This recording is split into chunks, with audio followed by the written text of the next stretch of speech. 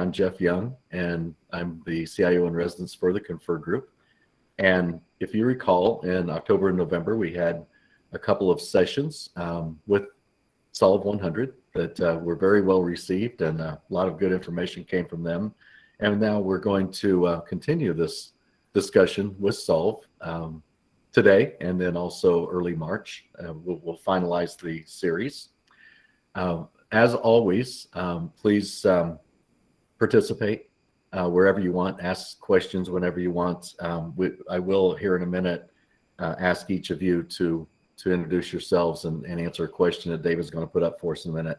But with no further ado, let me introduce David Fields. He's the principal at Solve100, and he'll be carrying us through today's discussion on the architecture enabling cloud BI. So David, welcome, thank you, and I'll pick back up here in a minute and call on each of you to introduce yourselves. Thanks, David. Well, thank you very much, Jeff. This is me. I'm a principal, like Jeff said, of Solve100. We're about a 30-man organization. I live in Arkansas, and we are getting unprecedented snow. So it's a winter wonderland outside. We have a dreadful 6 inches of snow, and to hear people around here talk about it, you think the end of the world may have arrived. And some of you are, accustomed to that, and it's old hat. But I'm a former math teacher. Math teacher turned entrepreneur later on. Every teacher has a part-time job, and mine was helping companies, mostly with data. And so we serve mostly mid-market companies at Solve. We have been around for at least parts of us for over 25 years. I run Solve together with a business partner, and we serve companies in the areas that you see here on the screen. Essentially, data integration and analytics is our specialty. And so this is a fun topic for me, and I hope that keep today informal. It'd be fun to learn what each of you are doing with data in your respective organizations. We work with multiple technologies here, and totally, I'll be respecting everyone's choices in those ways. This is not a session that's going to be about recommending specific technologies, but we do work with some, and just want to be totally clear up front. Some of our strongest partnerships are with Microsoft and Qlik, at least in the data and analytics space. And so without further ado, as you introduce yourself, if you could answer this question, and I'll feed into our topic today. Are you currently deploying or considering deploying cloud-based business intelligence in any form? And so with that, I'll let Jeff lead the introductions here. Look forward to hearing your responses. Yeah, good. And I wrote the name down kind of as you come on, so no specific order, but let's start with Julie. Which one? Good point. The more important one, Julie Grimm. I'm Julie from the Confer Group. You're way more important. Go ahead. I'm going to have to be smarter, by the way, because there are 2 Julies here, 2 Steves, and 3 Brians. So I will be more specific. Go ahead, Julie. Julie Grimm. All right. So I'm Julie Grimm with Star Cutter Company, VP of Business Information Systems. And are we currently deploying or considering deploying cloud-based? We are utilizing Power BI, and we have a couple of individuals who are very skilled in the development, and it can't go fast enough in terms of our development in being able to deploy reports and make them usable to our user base. So yes, we are in the process of using it, and would love to be 500 miles down the road on it tomorrow if we could be, but good. Okay, Steve Brown. We're in Michigan. Yeah, in Michigan, right. Steve Brown.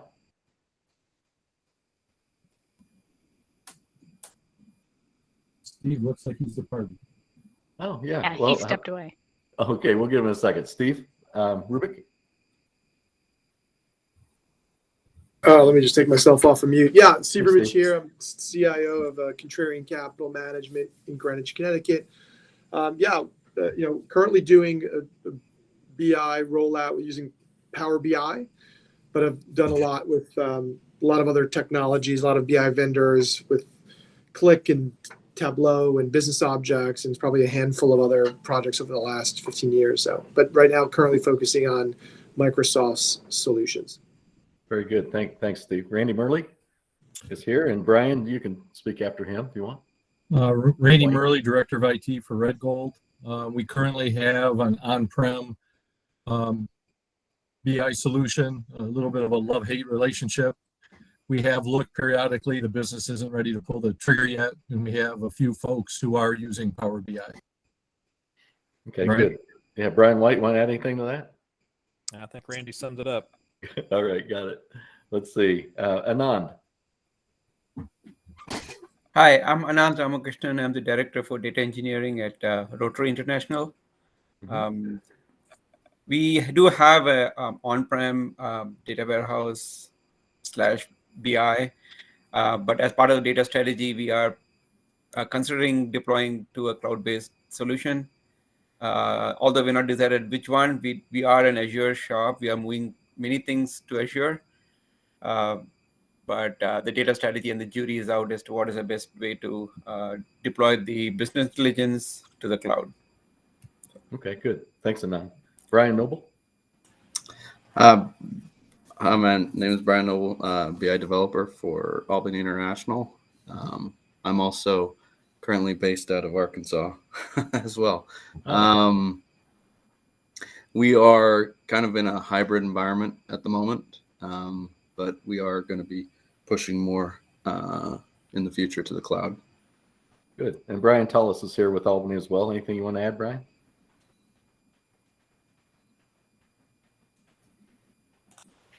I thought I saw him get on. Well, wait a minute. Let me Okay, see. and- I had two mutes. Oh, Hardware that's mute and okay. software Hey, mute. There we Brian, go. welcome. Hey guys. Just to build on what Brian Noble said, yes, cloud, Power BI, Click, a bit of SaaS with Power BI plus infrastructure as a service. We're going to have Click operating in Azure Gov Cloud. So yeah, we're trying to do it all. We're trying to cover all our bases. Nice, good. Thank you. Anton? Hi, guys. My name is Anton May. Hi. I am a data analytics architect from Rotary International, working for Anand. Yeah, I've been working with the data warehouse and business objects reporting the last 10 years. Just like Anand said, we are currently considering moving to the cloud or platform and retooling, modernizing our environment. Good. Thank you. Okay, Scott Wagner, how are you today?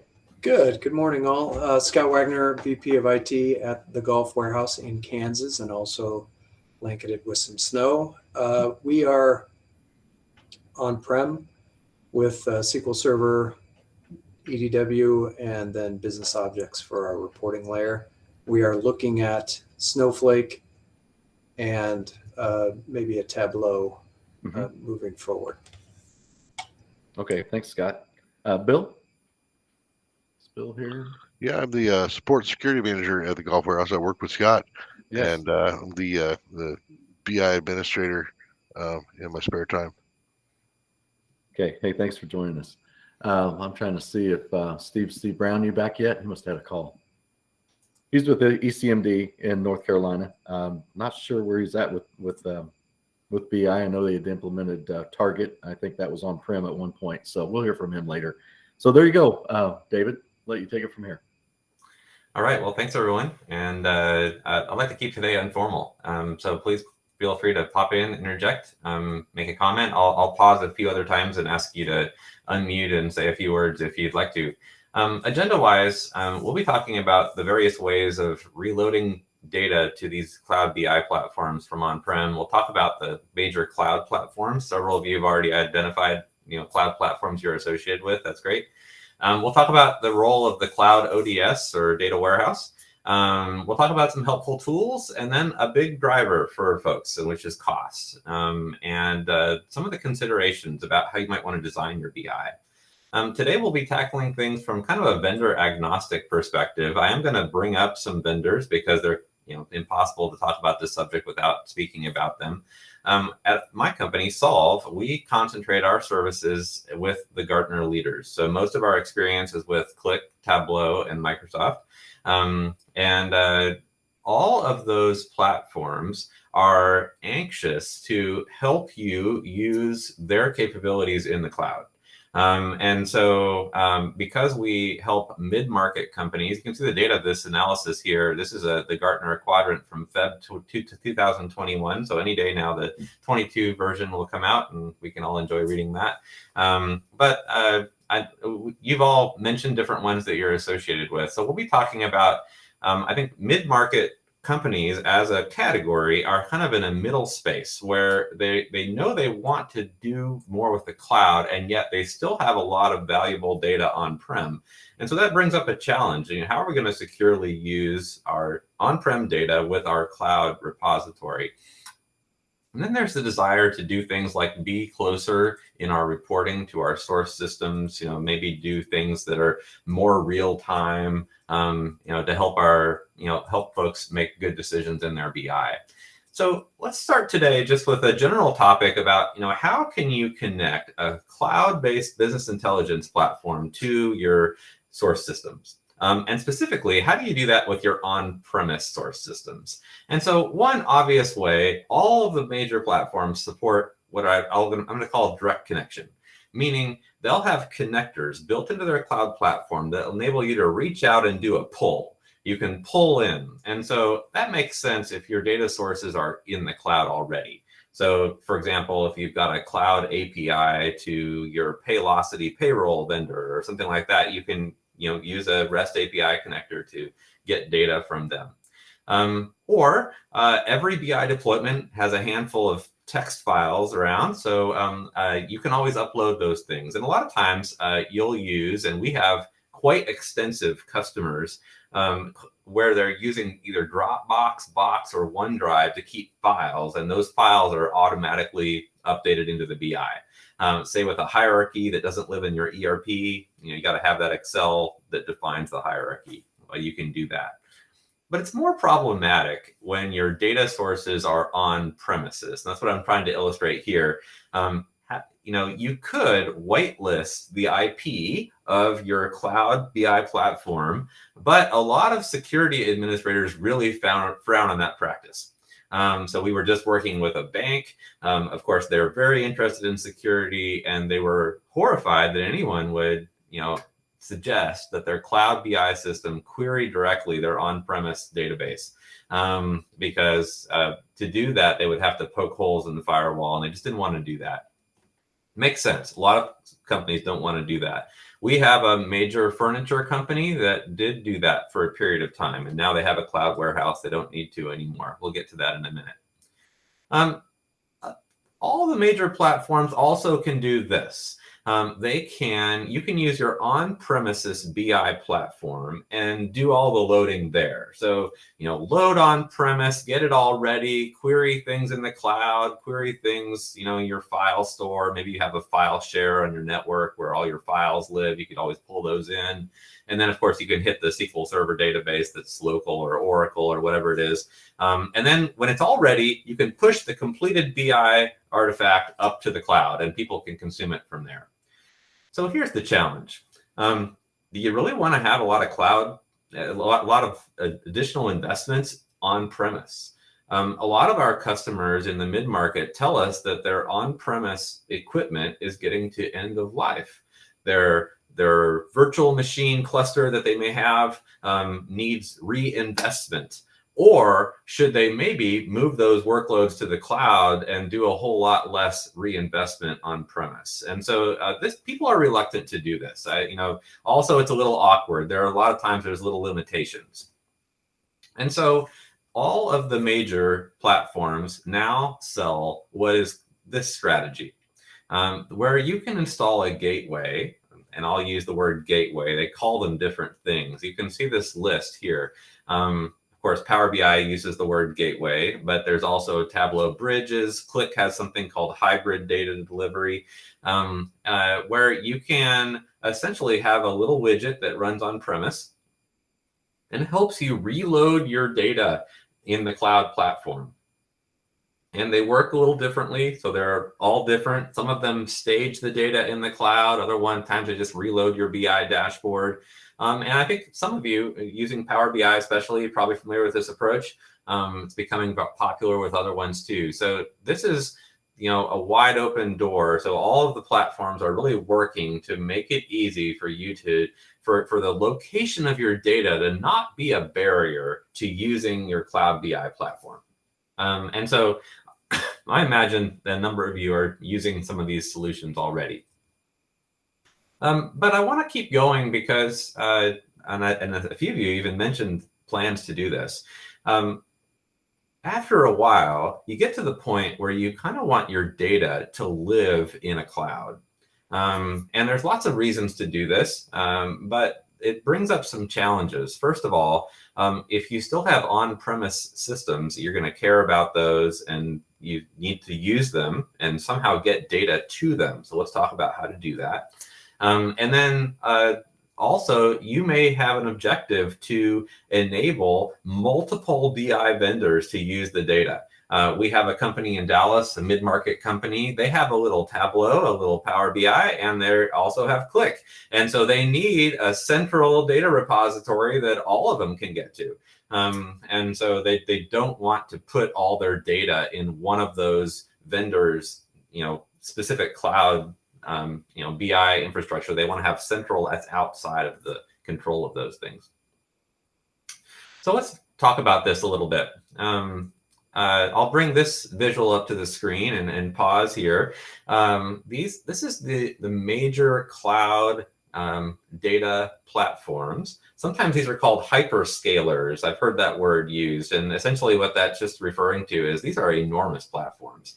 And we're having many customers that have investments in multiple of these. But let's just take that first row there, database as a service. You can put a Microsoft SQL Server in all of them if you wanted to. Be easy, you could do it. And they have their own proprietary platforms, make no mistake. So for example, if you want data warehouse as a service, Amazon would love to sell you Redshift. Or of course you can use Synapse from Microsoft for your data warehouse workloads.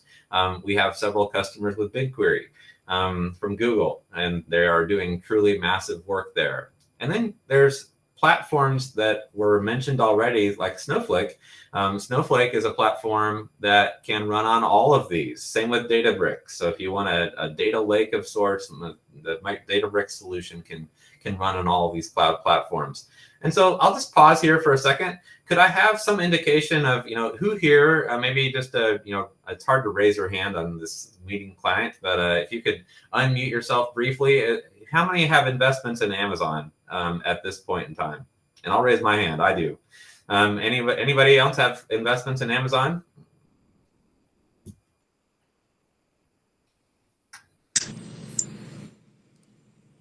Yeah, Steve Rubich here. Yeah, we definitely do some stuff on Amazon, AWS. Okay. I heard more Microsoft as people were going around the horn earlier. Raise your hand if you've got Azure components. So I think everyone in Power BI is in this place, but you've also got other databases and things like that. Can I have some indication of who's in Microsoft today?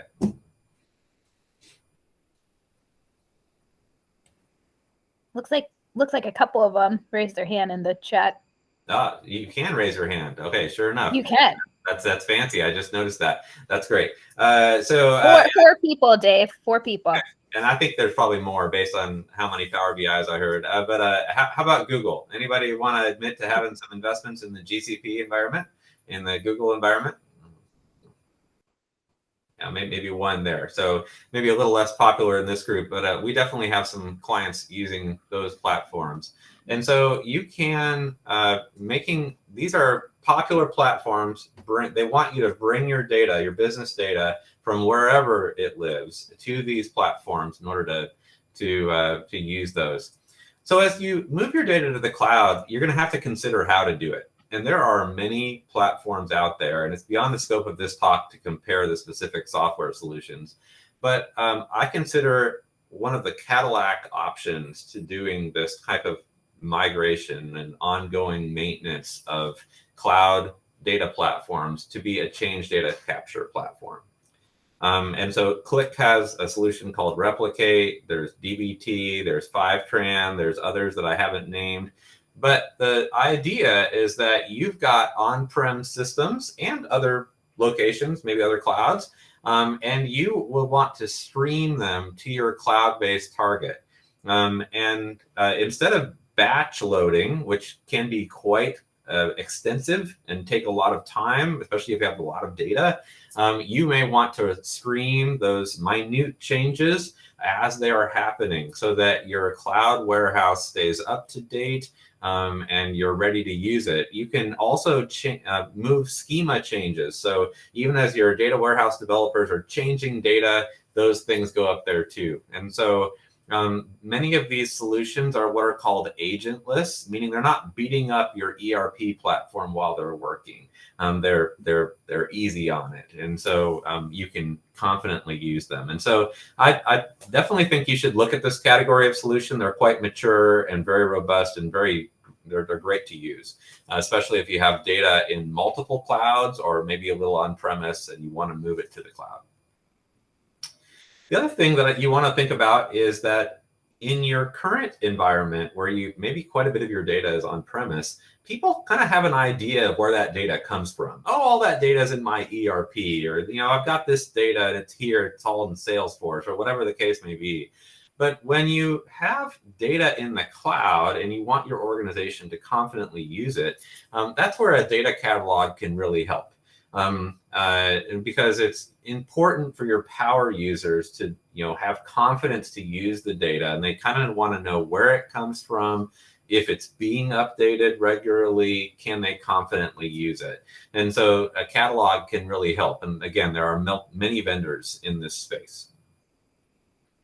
And then it's important, especially if you're planning on putting data in the cloud, to have some solution that helps your users see lineage.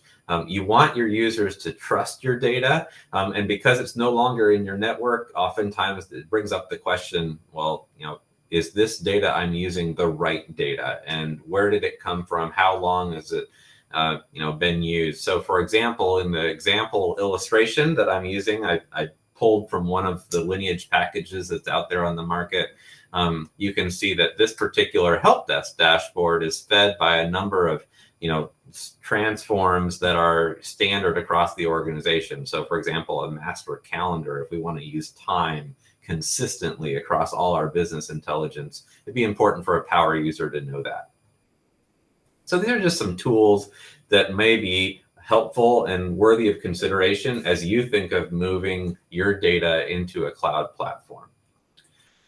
But now let's talk about cost. And you'd think, so many of our clients come to me and they say, hey, we are about to have to reinvest on premises in our clustered virtual environment. We don't want to do that. We want to save money, so we want to go to the cloud. And I'll just say right away, cloud may not be cheaper. It has some advantages, but it may not be cheaper. And we have clients in all the clouds, so I think we've been able to have some experience here. It's not a surprise to anyone here that cloud vendors charge for usage for compute, and it can be pretty difficult to understand how your choices in BI may cost you money in the cloud. None of the vendors really have an agenda called making them really transparent to work with. And I'll fault them all in this regard. I don't know how many times I've taken a phone call from some client that's been upset because, for example, one of our clients just installed a line of business application in Azure. And the implementers turned on some additional SQL databases, and they were unaware of it. And they just kept running, chewing up compute, and consequently, a big surprise bill came in from Azure. And that's just a very common scenario. And so several of you mentioned Snowflake, and this is a dashboard that is all about analyzing your usage in Snowflake. And so like many of the cloud platforms, Snowflake has this notion of credits. And so you're going to negotiate with them for an appropriate amount of credits for your usage case. And that's how you're going to be charged for compute. And so in this case, we've got Snowflake investments in AWS, Azure, and GCP, Google platform, because you can actually run Snowflake in any of them or all of them. And a lot of organizations are beginning to use, multiple clouds. And so what's interesting is you started working in business intelligence because you wanted to understand your sales and your inventory and your, look at, your opportunities in CRM. But instead, you've got to, at the same time, work on really understanding your costs because it's a no kidding item for you to think about. So I'll just pop around in this dashboard a minute. This happens to be Click, but it could have been any of the platforms. So here I'm looking at the usage of $100,000. That is over 2 years in this particular scenario. You can kind of see the breakdown of the cost per platform here. And then all of the major cloud platforms will give you some analytics. So for example, you can understand how long it takes you to run your queries, and you can do things like understand, where are most of your sessions coming from? And so, for example, if you've got live query in your database, or if you're using a replication platform, how much? So for example, if you're streaming a lot of those transactions up to the cloud all the time, that could be racking up quite a bit of cost. And so it's worth thinking, how timely, time sensitive do we want our cloud platform to be? In other words, do we want to be moving all of our data to the cloud the moment it's generated? Or should we wait for a, loading window, that kind of thing? So I'll just want to hear from anybody in the group. Has anybody been surprised by cloud cost for investments you've already been making in your cloud? Hey, this is Brian Tullis speaking. I would say we're not surprised right now, but I have definitely had experiences in the past where I'd say this much. And I think I might have mentioned this on the last Confer call. We need to be better in IT about using these analytical tools to manage our own stuff. Mm-hmm. And this is where the rubber really meets the road, is in this specific use case. And I'd say if you're only looking at your cloud costs at the end of the month, it's too late, because the step function can occur on an hourly or daily basis. Right. And if you're waiting for the 31st or the 1st of the month to look in the rearview mirror and to see if you were on your plan, if it's not real time, you need to have your alerting and your dashboards and your understanding of what you're using needs to be real time, because I can assure you Microsoft is billing you in real time. So yeah, this is all very near and dear to my heart. I've been there in the past, and in our current use cases, I'm trying to be sure we set things up to be sure that we don't have any surprises. And this is Anand here, and not at Rotary, but my prior organization, they've used Snowflake.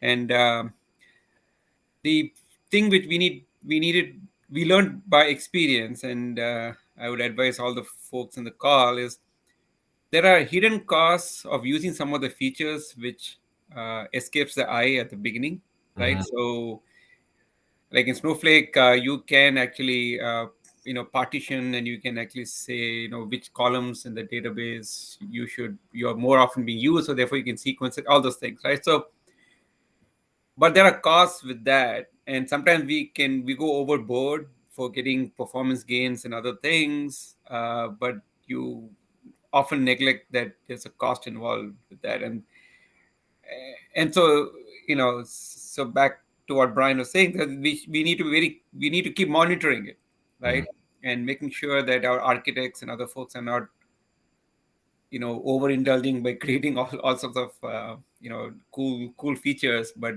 by neglecting the cost. So yeah, monitoring is the key. Yeah.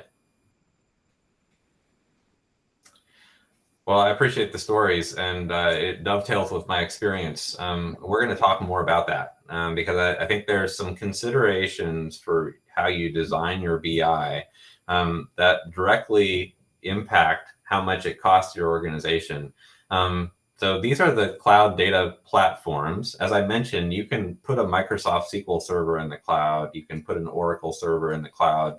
It's not hard to do that, but these are the cloud data warehouse platforms that are becoming very popular. They're similar in some respects in that they're all charging you on that compute cost, as we've said. And I want to just have you to think for a moment, because it impacts sometimes the tools that we use with our data. So it's one thing to move your data to the cloud, but then how are you going to use it when it's there? And so if you're designing query-based BI, as in this lower path here, then you're hitting that data directly for every query. So for example, if you had Crystal Reports or Microsoft SSRS or solutions like that, where those solutions directly hit the database, of course, they can use the Cloud BI platform, but you are hitting the query, that they are hitting directly. Whereas if you have an in-memory solution where your loads are sort of in batch on a periodic basis, then when people are, people can be really pounding those in-memory solutions, in-memory being things like your Power BI or your Qlik, Tableau less so, but you've got you're only hitting your database on a periodic basis, and that really can impact your cost. And so let's think about the different categories of work that we do in analytics. And so I want to think for a moment about this analysis. And I thought this was very interesting. I wanted to share it with all of you, see if it surprises you. So you can see here, the title of this slide is "Why is database caching so important for cloud dashboards?" And all of the major players cache queries. So if you're running the same query, the answer is going to come back right away because it may be sitting in cache. On the other hand, if the database has to do work on a fresh query with fresh questions, that's going to be where you're hitting your compute budget. And you're going to be racking up money as you're running those unique queries. And so it becomes important what kind of analytics you're doing. So if you're just looking at strategic dashboards, the second item in the chart there, where you're looking at high level analysis, where really the objective is the picture, meaning you're not really drilling into the analysis, you just kind of want to see the trend, it's on a strategic dashboard. Those don't, those are less costly. But if your need is for dashboards and reports that are on very rapidly changing data, where the data is changing all the time in an underlying way, and so fresh transactions are flooding into the database, maybe from a change data capture platform all the time, why that can be a lot of unique queries, a lot of unique data, a lot of compute being chewed up there, versus maybe updating your data once a day. And so let's look at some real studies that have been taken place based on this. So take a look at this. So if we've got query-based BI, and so you might ask, well, what's query-based BI? And I'm going to show an example here. This is just a screenshot. I could have made this dashboard in any of the major BI platforms. Wouldn't be too hard. And I could use queries to do it. Now, I'm not saying you should use queries to do it. So for example, I could have a query specifically for this pie chart and a query specifically for this bar chart. And so on this one report here, and I would do this if I was using, say, reporting services from Microsoft, I would, there's probably 7 queries needed to make this analysis, maybe a few less if I was clever about how I designed them, but 4 or 5 queries.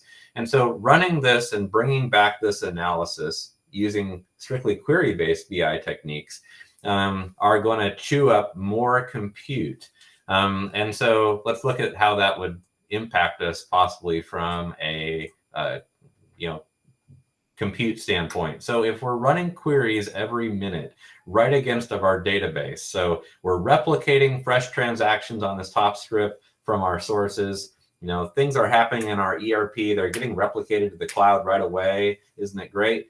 And then we're using a query-based BI to hit that. that means we're really using a lot of our database. And because our data is changing all the time, we're not really able to use much of our cache. And so we're chewing up a lot of money on our cloud budget when we're doing that, compared to if we have maybe hourly queries against a reporting database. Well, now we're using less of our database compute and more of our cache. And even better if we're just updating once a day, so daily. Well, now we're using a lot of cache because the source data has not changed very often. And so a lot of the queries are already sitting in cache. And so when our report asks for them, we just give the answer to the user without having to compute it again. And so I thought this is very interesting analysis, and it really impacts the cost of that you can see on your Cloud BI platform. Compare that to an in-memory approach. And so if you're using in-memory, it means that as your user is changing their query parameters, okay, I want the West region, now I want the East region, now I want this warehouse, that warehouse, those things are already in memory for the BI. And so you're not hitting and beating up your reporting databases because you're using in memory. And so most of what you're doing is in cache. And so that's really helpful and then really something to consider when you're designing your BI. Take a look at this. I sell business intelligence for a living, and so I do a lot of demos. I do a lot of pre-sales activity. Then my team moves into doing projects with our customers, and many of our customers say things like, "Oh yes, we want real-time BI. We want to be real-time," and then that's we've learned that that's kind of a $65 word, real-time, meaning people can interpret it however you like. That might mean once an hour to some people, and others it means the transaction that happened 5 minutes ago, the inventory transaction that happened just a few moments ago. I want that to be reflected in my BI. And so this is a real case study that was done, a population of 300 users, and the underlying data was changing very rapidly. Now on premise, this doesn't matter. You can beat up your on-premise database, and your SQL server costs the same. You already spent the money, but in the cloud that wouldn't be the case. So if you've got hourly data and you're going to call that cost X, you can see what it does to cost when you shorten your increment of loading. 20 minutes, 5 minutes, 1.5x the cost, 1.6x the cost, and so. Think carefully. I think the encouragement here is think carefully about, do you need real-time data to be reflected in your BI? Because you will be paying for that in compute in the cloud. And then if you have in-memory BI and you're able to think about this, think about the kind of BI you're doing. If most of the BI you're doing doesn't need to be reloaded every hour, it will help you. And then this is where in-memory really helps, because a lot of your users changing parameters, they're not needing to go back to the database. And so you're able to save money there. So all the major BI platforms do what's called direct query. They have a capability to say, okay, we've got in-memory. So in-memory BI, it's great. Power BI has that, Qlik has that, several other, we could keep listing them. But they've all got this ability to do direct query. And what they want to tell you is that, hey, if you're not satisfied with your incremental refreshes of the in-memory data, you can directly hit the database, but there is a cost for that, especially if you have many users hitting those direct connects to your database. So this, as you're designing your Cloud BI, and I know Snowflake's here on the screen, but I'm not trying to be prescriptive. It could be any of them. Generally, you want to avoid this design pattern where you take your data in near real time from on-prem and put it in a landing zone database, and then just hit that landing data with your BI tool. They'll all do it. It'll work. You'll be able to design the BI this way, but you will really be chewing up a lot of cycles in your landing zone database. especially if you're feeding it with real-time or near real-time processes. So better is this picture. And this won't surprise many of you because many of you are familiar with data warehouse practices, best practices that have been developed over time, time honored, where you're not putting your BI on your landing zone. You're actually doing something with that data, and you might call that a reporting database. And it's beyond the scope of our talk to talk about data warehouse architecture, but you could do quite a bit with it so that when your BI is hitting your warehouse tables, it's not this constantly updating landing area that's being hit. This is a far better paradigm. And one of the reasons, especially in the cloud, is cost. You're chewing up less compute cycles typically when you're doing that. And even better, sometimes our data is simply enormous. And so it's not practical to load our BI apps with all of our data at a time. And so there are many of the BI platforms today which will allow you to create what I might call a summary app, where as a user, you're seeing all your choices. And then as a user, you say, okay, I really want to drill into this warehouse and look at those specific inventory transactions today.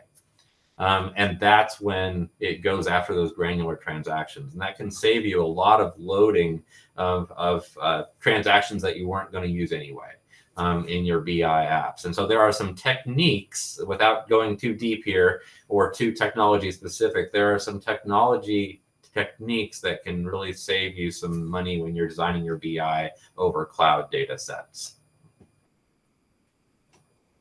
So I want to pause there. I thought this was very interesting analysis, especially this part, thinking about how it's important if our database is changing all the time, it's very important to try to optimize the use of cache wherever we can and not be hitting our constantly changing database all the time so that we really aren't able to use the cache features of our cloud platforms. The impact to cost could be quite significant there. Would anyone like to make a comment on anything that I've shown here? Any personal experiences that you found over any of this? Yeah, I would like to make a comment. So that's why in your third scenario, those are things which are becoming very popular nowadays. They also call it data mesh, where you have these domain-specific small data marts, essentially what we used to call data marts back in the day. It's basically data mesh, right? So that's kind of where that's getting more popular. So I definitely, I'm just, for lack of a better term, endorsing this architecture as kind of a good one. Especially if your data volumes are really high. Yes. For when you have something that's pretty concentrated. Correct. Thanks. Yeah. So I'm almost done today, but I want to talk about a unique approach, and here I will be vendor specific. I feel like it's likely to be copied by many other vendors, so I don't think that Qlik is necessarily unique in this space, but it is this concept that we can, in a single pane of glass, span both a hybrid environment that includes cloud BI assets and on-premise assets. And the reason to do this is because there are some rules that are really hard to get around, and they are privacy rules and sovereignty rules. So there's a preference to put all your data in the cloud. But for example, I have a customer, they're a manufacturer, and they have certain data that has to stay in the country of Turkey. They cannot take that data and put it anywhere that is not Turkey. There is a portion of their data that can be put in other regions of the world, including cloud platforms, but they have some data that must stay in Turkey. And so how can they use Cloud BI to do that? Similarly, there are HIPAA mandates where certain data must be under your control. And so organizations have a reluctance to put it in the cloud, even though all the technologies exist to have for security there. And so I just want to talk about this approach. This is something newer that Qlik's done, but I feel like all the vendors are doing this or heading this way. So it's not an endorsement necessarily of everything Qlik, but what I'm saying here that I think is very unique is they have a Qlik Cloud, and Qlik Cloud for Qlik is AWS. So AWS has regions, if you're familiar with it, and when you specify the region that you want your Qlik Cloud implementation to be in, it will be in one of the regions. So United States has several regions. You can kind of pick the one that's closest to you. But what if you have some data that has to stay in Germany, or maybe it's just it got protected health information, and so you really need that to stay in your premises. You can have a single cloud interface for your users, but have that interface include components that are on premise as well as those that are in the cloud. And so just briefly, without belaboring the point here, you've got your firewall, and you can have a portion of and basically they're using a container. So this is all managed by Qlik in the cloud, even though some of your data stays behind your firewall. But to the users, it's a one pane of glass deployment. So you can roll out Qlik Cloud to your user community. Most of your data is up there using Qlik's cloud storage and assets, but you do have a fort, is what they call it, which stays behind your firewall. And so the data is not leaving your network, but it's all orchestrated and managed by Qlik Cloud. So you're not having anything to manage. You don't have anything to upgrade. It's just all seamless to the end user. And so this is a technology that I think its time is coming, because there's this notion that we don't want to have our BI behind our firewall where we have to update it and patch our servers and do all the things.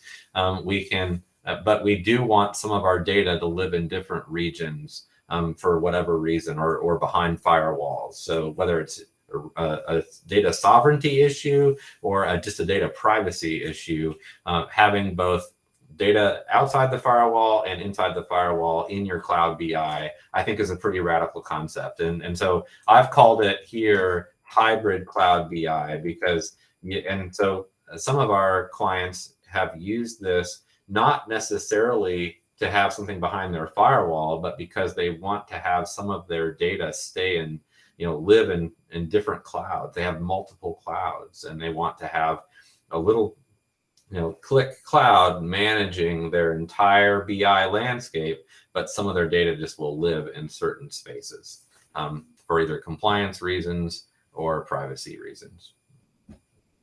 So I think this is a unique approach, and I look for other vendors to do the same.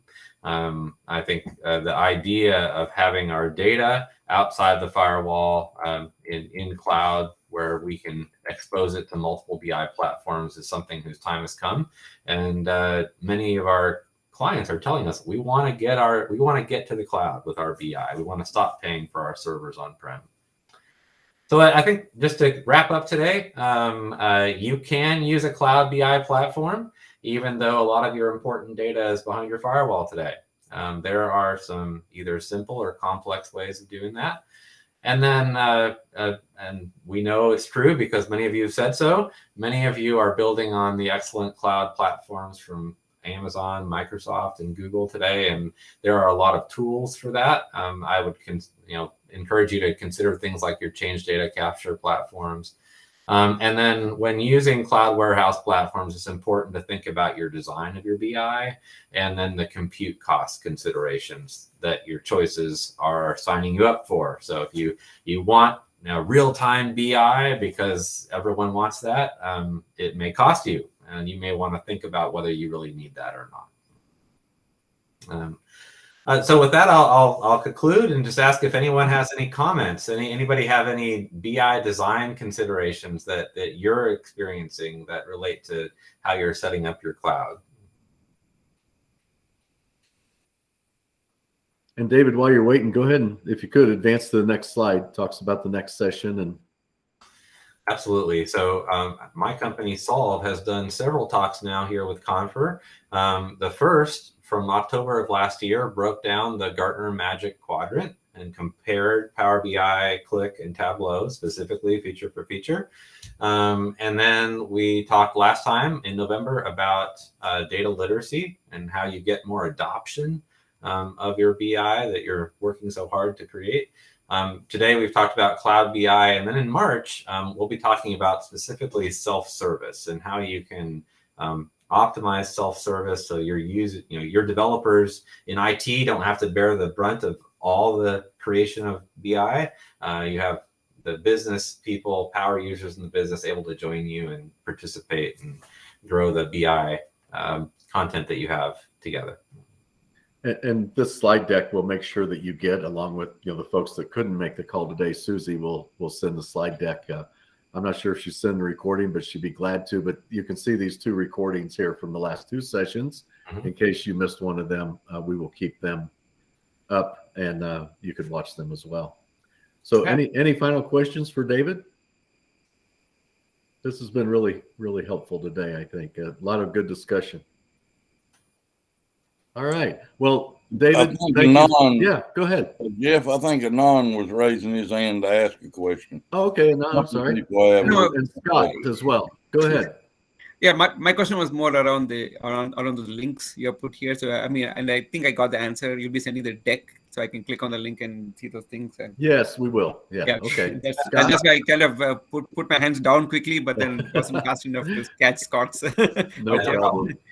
Scott, you had a comment, question? Yeah, David, thank you. It's been I've been more so conventional BI, I guess, and so stepping into this world was very timely for us as we look to the cloud and how that would adjust things.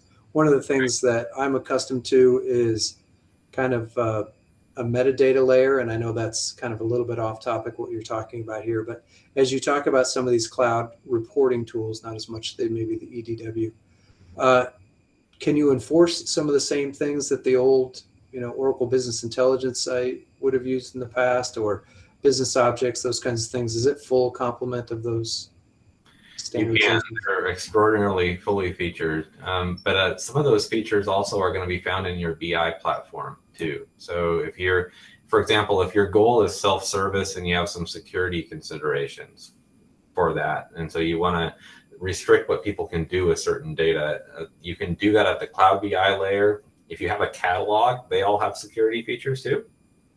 So you may think about a catalog because it will just help people find data, especially power users. If that's part of your strategy, is to sort of harness the power users in your organization to help you do more BI. That can be a solution that really helps. I will say, I feel like sometimes people, there's some, so thinking about your conformed dimensions is really important, and making sure those are published, and then also defining how KPIs. So most of the BI platforms have a mechanism to define, and Greg will get into this when we talk about self-service. How do you define that KPI centrally so that everyone's not rolling their own version of it? How many margin calculations can we, you want to kind of have one margin calculation that's blessed by somebody in finance. Correct. Right? Yep. You don't want to have 3 or 4 of those. But yes, Cloud BI platforms are pretty fully featured. So if you're currently using some of those capabilities on premise, you'll be pleasantly surprised, I think, in terms of what the databases support. But then the BI platforms have gotten pretty good at that. Outstanding. Thank you. All right. Anyone else? Thanks. Thanks, Scott. All right. Hey, again, David, thank you so much. Everyone, thank you for your time. You'll be hearing from Susie with the slide deck, and I'm glad to see all of you again, and we'll look forward to seeing you on March 3rd for the final session with this. Everybody have a great day. Bye-bye. Thanks again. Bye-bye. Thank you, everybody.